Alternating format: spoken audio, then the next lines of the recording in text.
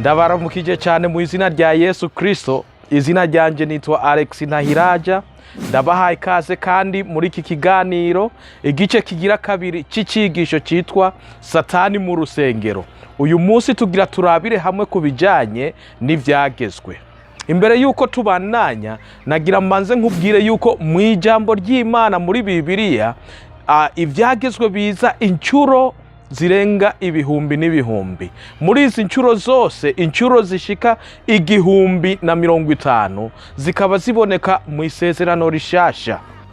Muri iyi mirongo yose ivuga ku vyagezwe mu ijambo ry'Imana muri Bibiliya, nta na hamwe tubona Imana ihamagarira kwica ivyagezwe vyayo, ahubwo turabonamwo incuro nkeya aho Satani yagerageje uburyo bwose kugira ngo ahamagarire abantu batuye ku isi kugira ngo bice ivyagezwe vy'Imana. Akarorero kihuta turashobora kwibuka mu byo twize mu cigisho kirangiye mu gice ca mbere, aho twabonye neza uburyo Satani yagerageje kubesha abavyeyi bacu Adamu na Eva. Bibiliya irongera ikatubwira kandi ko ku ngoma y'umwami Nebukadineza hashinzwe icyagezwe yuko umuntu wese aba mu bwami bw'i Babuloni ategerezwa gusenga igishushanyo umwami Nebukadineza yari yashinze. Umusiguzi asemerana ijwi rirenga ati, yemwe moko n'amahanga n'abavuga indimi zitari zimwe, ngibi ivyo mugezwe, ngo nimwumva amajwi y'inzamba n'imyironge n'inanga n'amakembe n'imiduri n'ivyitwa sumponya n'ibindi vy'ubwoko bwose bivuzwa, muce mwikubita hasi musenge iki gishushanyo c'izahabu umwami Nebukadineza yahagaritse. Ariko umuntu wese atikubita hasi ngo asenge, muri ako kanya aca aterwa mu itanuro ry'umuriro uhinda. Imana ishimwe ku bw'abasore batatu, Shedraki, Meshaki na Abednego, banse kumvira itegeko ry'umwami kuko banse kurenga icyagezo c'Imana. Icyagezo cya kabiri kibabuza gusenga igishushanyo icari cyo cyose. Turacabandanya tubaha uburorero bwaho Satani yagiye ashiraho ivyagezwe bitegeka abari mu isi kurenga ivyagezwe vy'Imana. Akandi karorero dushobora kuraba ni mu gihe ca Daniyeli, aho mu bwami bw'Abamedi hashinzwe icyagezwe yuko abantu bose baba muri ico gice, abantu bose baba muri ubwo bwami bw'Abamedi bategerezwa gusenga umwami Dariyo. Bukeye abo bagabo baravugana bati, nta gwitwazo tuzoronka kuri Daniyeli shiti tururonse mu vyagezwe vy'Imana yiwe. Nuko abo bakuru n'abaganwa bakondorera ku mwami Dariyo, baramubwira bati, mwami nyaguhoraho, abakuru bose b'igihugu n'ivyegera vyawe n'abaganwa n'abacamanza n'abagabisha bagiye inama ngo hashingwe icyagezwe cawe no gushiraho icihanikiririzo gihambaye, ngo kumara iminsi 30 umuntu wese azobwira Imana nimwe asaba canke umuntu numwe atari wewe mugenzi azatererwe mu gobo w'intambwe. Nubwo Daniyeli yarazi yuko kurenga icyagezwe cy'umwami byategerezwa kutuma yicwa agatabwa mu gobo rw'intambwe, Daniyeli yahagaze ashikamye azi yuko adashobora kurenga ivyagezwe vy'Imana, kubera ko icyagezwe cya mbere kivuga yuko tudakwiriye kubangikanya Imana, kandi icyagezwe cya kabiri kikatubwira ko tudakwiriye gusenga igishushanyo icari cyo cyose. Satani agerageza uburyo bwose kugira ngo ategeke abantu baba mu isi kugira ngo basenge canke kugira ngo bice ivyagezwe vy'Imana. Aha ntitwobikwibagira mu ibihe vyataziriwe, ibihe vy'umwijima, ibihe intwaro y'ubupapa yamaze itwara, aho bashizeho itegeko ko umuntu wese ategerezwa gusenga mu buryo bubuzanijwe n'Imana, kusenga ku munsi wa mbere w'iminsi indwi. Aha twobibutsa ko abakristo bashatse gushikama mu kuri kw'Imana barenga imiliyoni 100, hagati y'imiliyoni 100 n'imiliyoni 150 bashoboye kwicwa bahogwa iri tegeko ryasaba yuko barenga icyagezo c'Imana kugira ngo basenge uburyo Imana itapanze. dusoma ko abakristo bo mu bihe by'umwijima bashikamye banka gutezuka ku kuri kw'Imana, kuko bari bashikamye mu byagezwe by'Imana, ari ryo jambo ry'Imana.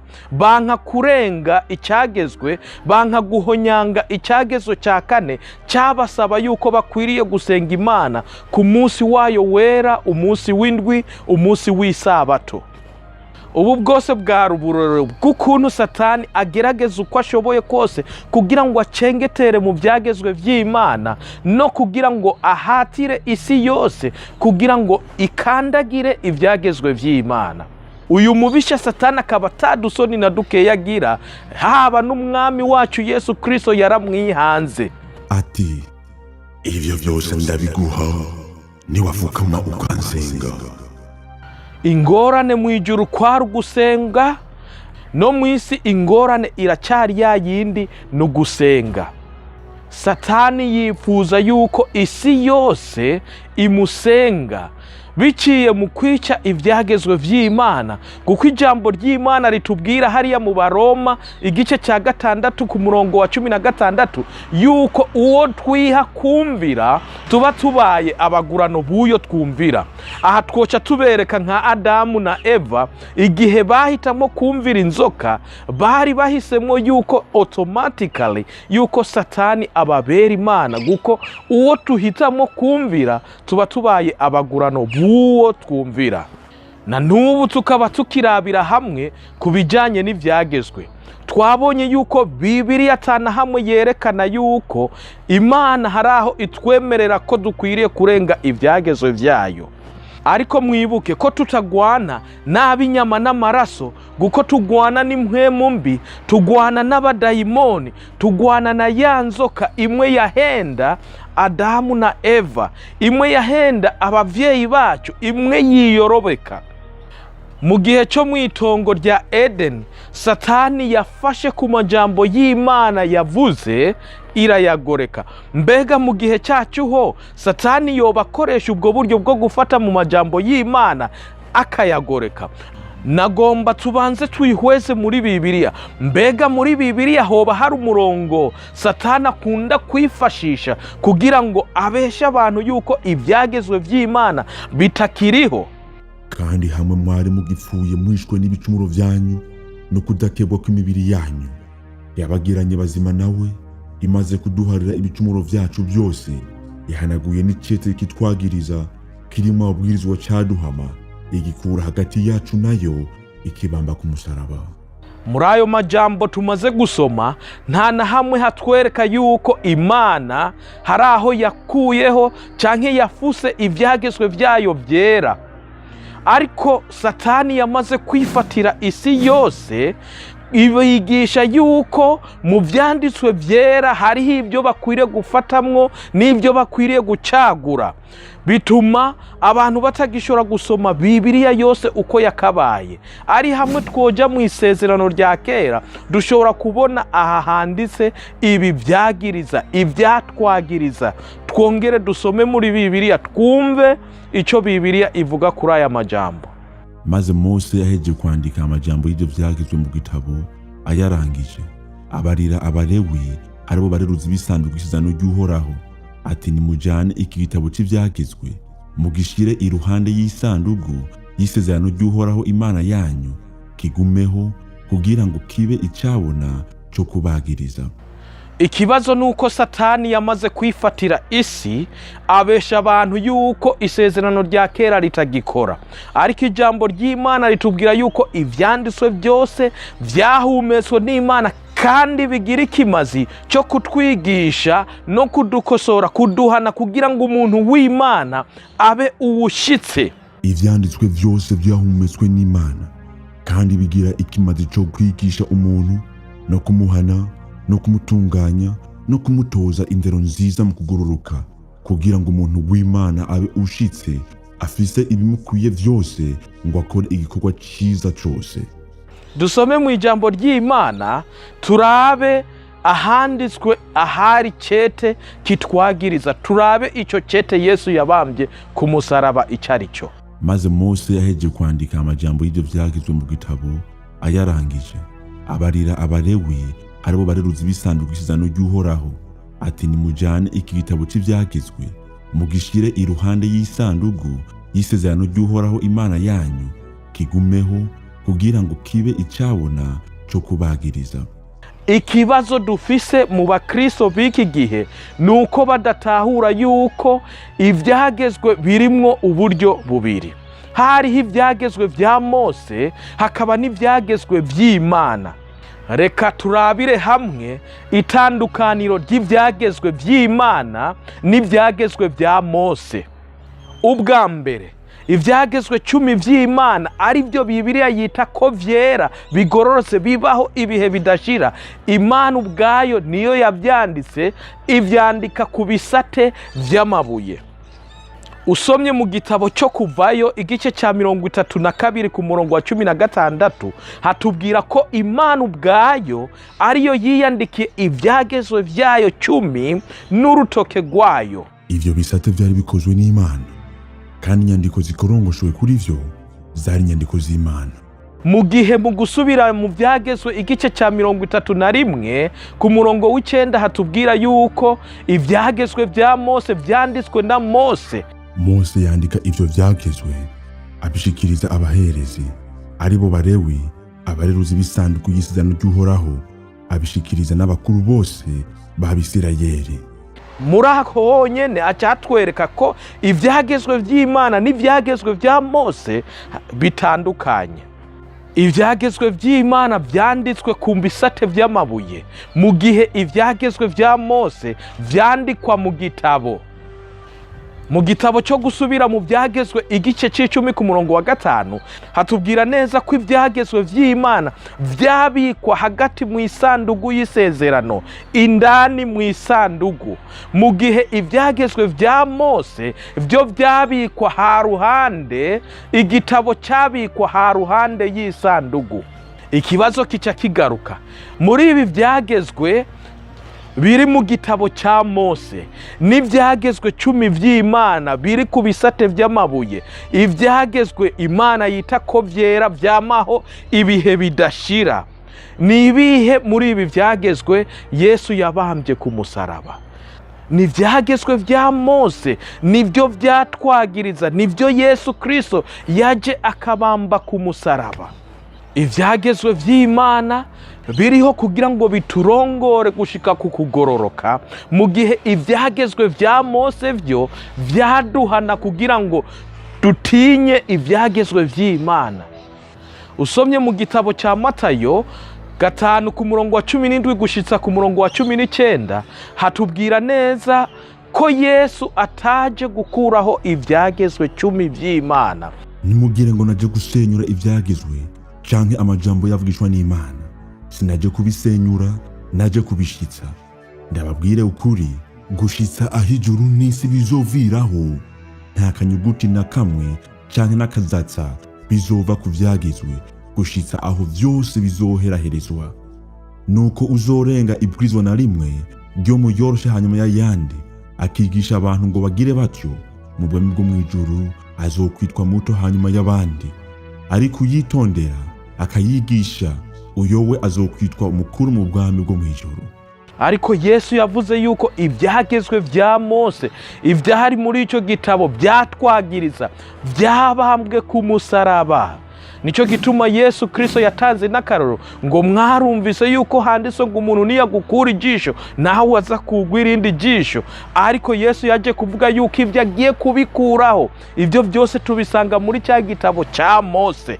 Nkuko Satani yama aronderera urwitwazo mu majambo y'Imana, agerageza uburyo bwose bwo kugira ngo abantu ntibitondere ibyagezwe by'Imana. Hari n'abandi baca bavuga ngo uribuka igihe Mose yaravuye ku musozi Sinayi ko amaze gusanga Abisirayeli bihaye gusenga ikigirwamana cy'imasa bacuze, ko yahavuye ata hasi ibisate 2 by'amabuye Imana yari yanditse. Abantu bagaca bavuga ko ibyagezwe vyahereye ngaho. Uhoraho amaze kubonanira na Mose kuri uwo musozi Sinayi, amuha ibisate 2 vyanditswe ko ibishinga intahe. Ivyo bisate vyari vy'amabuye vyanditswe ko n'urutoke rw'Imana. mbega niko vyoba vyaragenze? Reka tubaze Bibiliya itubwire. Nuko ashitse hafi y'aho bashagaje, abona ya masa n'abariko baratamba. Uburake bwa Mose buraziriringa, ata hasi ivyo bisate yari afise mu ntoke, abimenera mu mucamu w'uwo musozi, maze yabira iyo masa bakoze, arayiturira, arayisya, ayigira ifu, ayimemera ku mazi, ayanywesha Abisirayeli. Mbega Imana yoba yarongeye yandika ibindi bisate bibiri nk'ivyo yari yahaye Mose ubwa mbere, yongera irabimushikiriza? Uhoraho abarira Mose ati, wibazire ibisate by'amabuye bibiri bisa n'ivya mbere, nanje nzokwandika kuri ivyo bisate amajambo yari ku vya mbere wamenye. Ejo mu gatondo buce witeguye, uzuduge umusozi Sinayi mu gatondo, urenguke imbere yanje ku gatwe k'uwo musozi. None ni guki abakristo nyamwishi bizera ko tutakiganzwa n'ivyagezwe? Mwibuke ni ya nzoka ya yindi yo kuva mu gihe cyo muri Edeni, n'uyu munsi iracabandanya ihenda abantu. Yahenze ubwoko bw'Imana Isirayeli yuko ko kubera ko ari abana ba Adamu ataco bibatwaye, uko bo kwigenza kose borenga ivyagezwe vy'Imana, ijura ryabo guko ngo ari ubwoko bw'Imana. Kubw'ivyo muri make Satani yarashatse kuvuga yuko ivyagezwe atari ivy'ubwoko bw'Imana, ahubwo ivyagezwe ari ivy'abanyamahanga. Turazi ivyabaye kuri Isirayeli, Imana yahavuye ibata irabaheba. Ewe Yerusalemu, ewe Yerusalemu, wica abavugishwa n'Imana, ugatera amabuye abagutumweko. Ni kangahe nagombye gukoranya abana bawe nk'uko inkoko ikoranya imiswi yayo iyibundikira mu vyubi vyayo, ntimwakunda. Raba inzu yanyu muyitanywe ari umusaka. Ariko Satani kwa kundi yamari Satani ya nzoka yamihenda bari mw'isi, yabandanije ihenda natwe ijambo ry'Imana ryaziye. Imana yagaye imyifato y'Abisirayeli yo kutubaha ivyagezwe vyayo, ibizanira abanyamahanga kugira ngo bitume abanyamahanga bizera ivyagezwe vy'Imana. Ariko ya nzoka kumwe yahenda Adamu na Eva, natwe yaciyiza muri twebwe ngo ivyo ntivyari vy'iwanyu, ahubwo ivyagezwe ni ivy'Abisirayeli. Nuko Abisirayeli baze baziririze isabato, baze bayitondere, uko ibihe vy'urunganwe rwabo bizogenda bikurikirana, rize ribe isezerano ry'intahava. Nagira nkubwire mugenzi, ivyagezwe vy'Imana n'ubu biracahamye, n'ubu biracariho, kandi n'ubu bitegerezwa kwitonderwa. Ni guki mvuga y'amajambo? Iyi Imana ija kubona yuko hazoshika igihe ivyagezwe vy'Imana bikabambwa ku musaraba, ivyagezwe Yesu akabikuraho, ntiyari kwandika amajambo amwe nk'aya ngira nguhe kuburorero. Akarorero ka mbere, igice ca Daniyeli 7 ku murongo wa 25, uyu murongo wa 25 uba warafuswe guko Imana iburira isi yose ko hazoshika igihe Antikristo akagerageza guhindura imisi, ibihe n'ivyagezwe vy'Imana. Iyi Imana ija kubona ko hazoshika igihe Yesu Kristo akaza akabamba ivyagezwe, nta cari gutuma Imana ituburira ko hazoza umuntu agerageza guhindura ivyagezwe vyayo. Isumba vyose azoyivuka amajambo y'agatituro, kandi azocobogoza abera bisumba vyose. Azoja imigabo yo guhindura ibihe n'ivyagezwe, kandi bazorekerwa mu maboko yiwe kugeza aho igihe n'ibihe n'igice cy'igihe bizoshirira. Mwibuke yuko intwaro y'ubupapa yagerageje kwica ivyagezwe vy'Imana no kubihindura. Icagezo cya kabiri gicomoramwo, icagezo cya kane iragihindura, igikura ku munsi w'indwi igishira ku munsi wa mbere w'iminsi indwi. Ibi byose bikaba vyabaye Yesu yaramaze gupfa ku musaraba, kandi yaramaze no kuduga mu ijuru.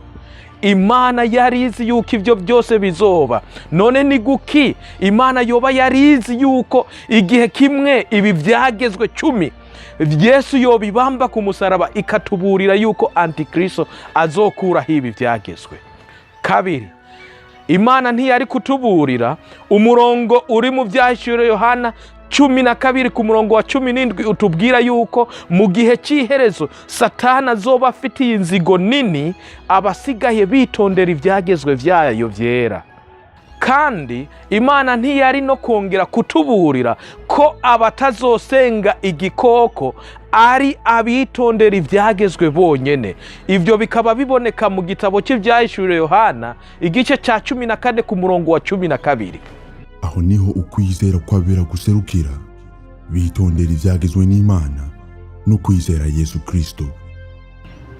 Na Yesu bwiwe iyo aja kuba avuga ko yaraje kubamba ivyagezwe vy'Imana ku musaraba, ntaba yaravuze aya majambo yavuze muri Matayo 5 ku murongo wa 17 gushitsa ku murongo wa 19. Nimugire ngo naje gusenyura ivyagezwe canke amajambo yavugishwa n'Imana. Sinaje kubisenyura, naje kubishitsa. Ndababwire ukuri, gushitsa aho ijuru n'isi bizoviraho, nta kanyuguti na kamwe canke n'akazatsa bizova ku vyagezwe gushitsa aho vyose bizoheraherezwa. Nuko uzorenga ibwirizwa na rimwe ryo mu yoroshe hanyuma y'ayandi, akigisha abantu ngo bagire batyo, mu bwami bwo mw'ijuru azokwitwa muto hanyuma y'abandi.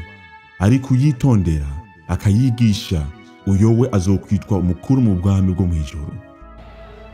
Nagira nkubwire mwene data, iyi vyagezwe bija kuba vyarabambwe ku musaraba, Bibiliya bari ntoya cyane, kuko iyi Bibiliya dufise ifise ivyagezwe, iri mu vyagezwe vy'Imana. Ijambo ry'Imana ripoperanijwe mu kwizera Yesu Kristo no kwitondera ivyagezwe vy'Imana.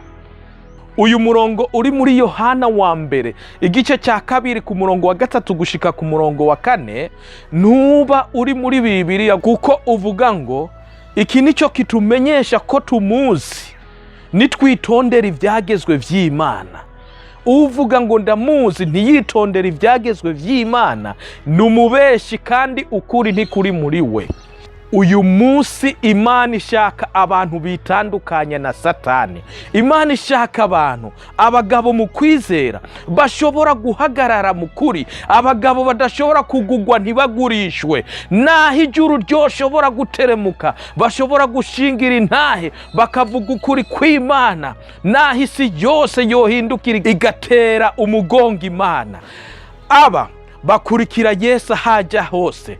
Aba nibo bagera ikirenge mu cya Yesu Kristo. Imvugo yabo ni nk'imwe ya Yesu Kristo, ngo handitswe ngo kugeza hijuru n'isi bizokugwaho, nta n'akanyuguti, nta n'akazasa, nta n'akaburungu kazova ku vyagezwe vy'Imana.